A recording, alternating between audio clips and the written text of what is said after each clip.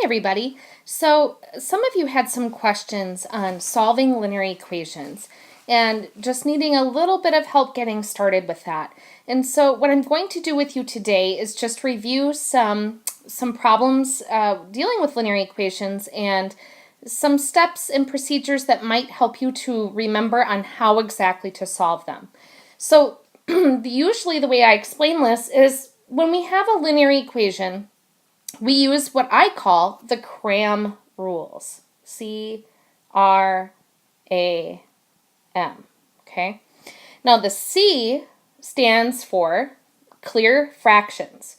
So if we have a linear equation, the first thing I always want to do is to clear fractions. The R stands for remove parentheses. And I'm just going to make that symbol there, and combine like terms on each side.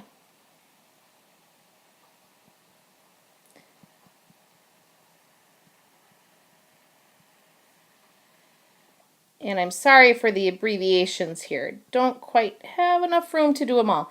So each side. Okay.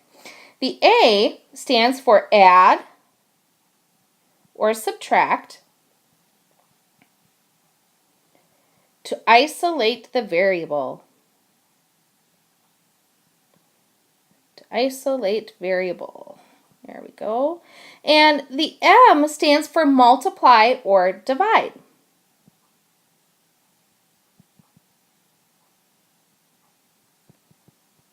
To solve. Okay. So we're going to use these CRAM rules now and actually try and work on solving a problem. So I'm going to choose a problem, and we're going to start out with something like, let's say 3y plus 18 equals 7y minus 6. And we're asked to solve. And something that you might find helpful when you work out problems is just to write down those CRAM rules, C-R-A-M,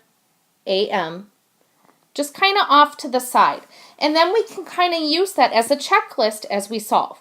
So I do not have any fractions here. So I can check that off. There are no fractions, so there's nothing to clear. Do I have any parentheses? No.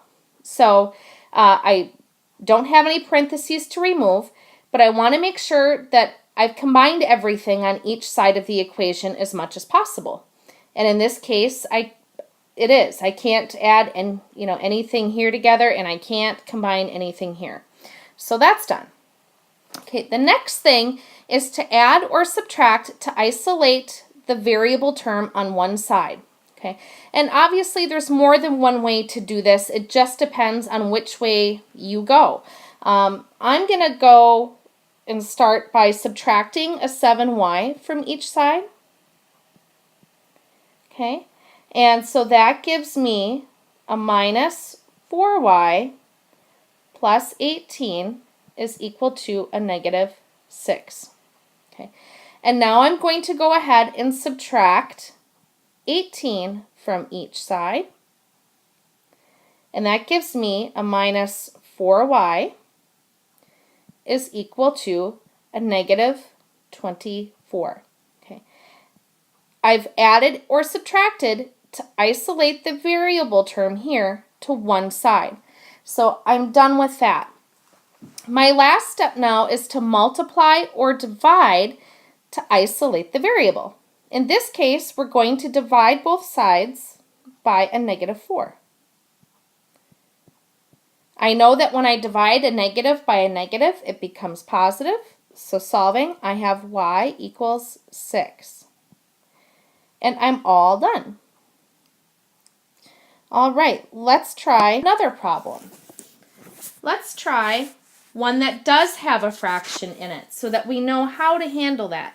So let's try something like this. Let's try 4/5 n plus 2 is equal to 2/5 n minus 4. And again, I'm going to write my C-R-A-M off to the side here. Okay, my first step, and you don't always have to do it this way. Remember, this is just a general solving strategy that you may find helpful. For some of you, you may ask, well, why did she do it that way? Couldn't you solve it this way? And oftentimes the answer is yes. I'm simply showing you one way to solve, kind of utilizing this particular type of strategy. If you happen to solve it a different way, that's just fine. More than one way to solve these, and just kind of focusing on using the cram rules in particular here. So the first step would be to clear the fraction. Okay, and in this case, we can see here that we have a 5 in the denominator of these. So if I were to multiply everything by 5 over 1, that would clear out the fraction. Okay, so we take the whole entire thing and we multiply by 5 over 1. Okay. All right, so when I do that, the first time you can kind of see we'd have a 5 over a 5, which cancels out then. So that leaves us with 4n. 2 times 5 is 10. Here again, 5 over 5 cancels out, so I'd have 2n minus 20. So all I did was multiply through by that 5 over 1. So by doing that, I have now cleared my fractions. Then we look for removing parentheses and combining like terms on each side. Well, there are no parentheses, and all of the terms are combined as much as they can be on each side. So I'm done there. Now I move on to my add or subtract to isolate the variable. So let's subtract 2n from each side.